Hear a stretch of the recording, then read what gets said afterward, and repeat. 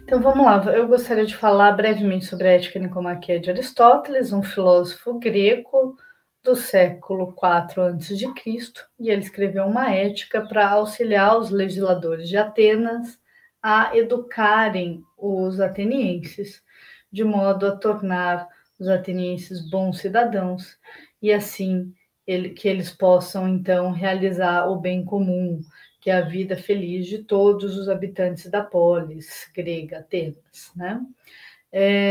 Então, a ética ela tem como objetivo a felicidade, é uma investigação sobre a felicidade, mas ela não é apenas uma investigação teórica, ela é uma investigação prática, ou seja, ela fornece conteúdos, informações teóricas para orientar a ação do ponto de vista prático. Então, é um tipo de conhecimento cuja finalidade não é ele mesmo, como conhecimento teórico.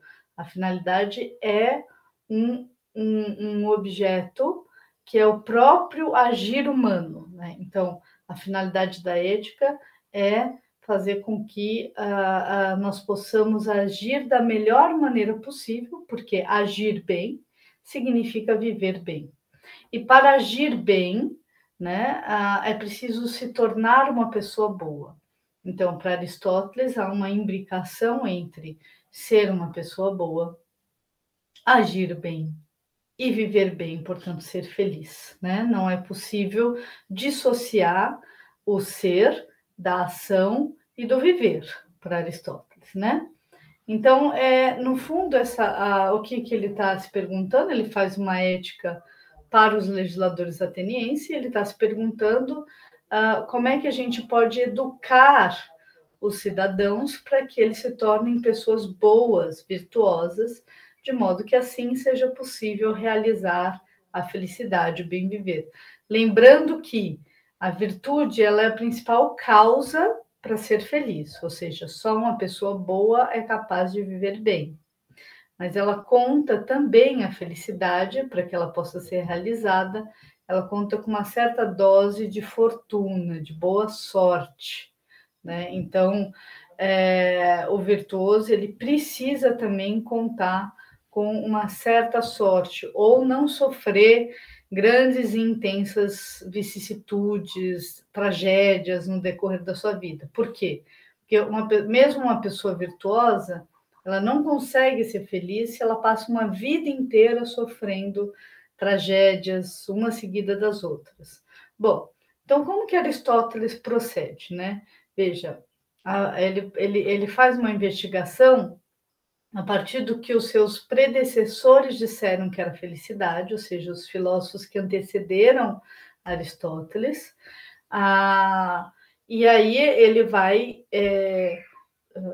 examinando essas opiniões para verificar o que há de falso e o que há de verdadeiro. Então, ele faz esse exame crítico das opiniões, do que a maioria pensa que é felicidade, do que os políticos pensam que é felicidade, do que os sábios pensam que é felicidade. E assim ele vai elencando os diversos candidatos e vai examinando para chegar a uma definição própria de felicidade. Todo o livro 1 da Ética Nicomaqueia é esse exame crítico das opiniões que já existiam sobre a felicidade. Então, no fundo, a pergunta é quais são as condições necessárias para nos tornarmos felizes, né? E o que ele faz é um exame sobre a vida feliz, ou seja, como é que nós podemos viver uma vida feliz. Então, a primeira pergunta é qual é o tipo de vida, né? Essa vida feliz, ela é uma vida prazerosa? Ela é uma vida honrosa? É a vida rica? É a vida virtuosa? É a vida contemplativa? E aí ele vai expondo todas as discordâncias que já existiam sobre o tipo de vida feliz, né? E vai se posicionando diante disso, né? E se perguntando.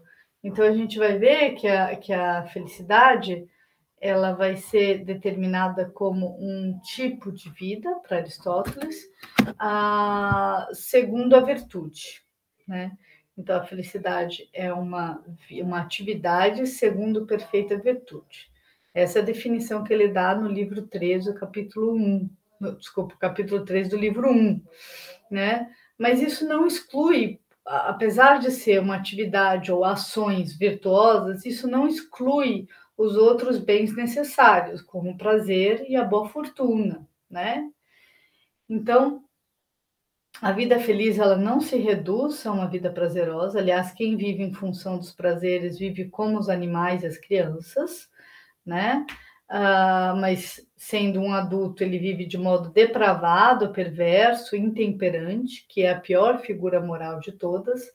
Então, a vida feliz, ela não é a vida prazerosa, mas seria incongruente dizer que uma vida feliz é uma vida de sofrimento em que não há nenhum prazer.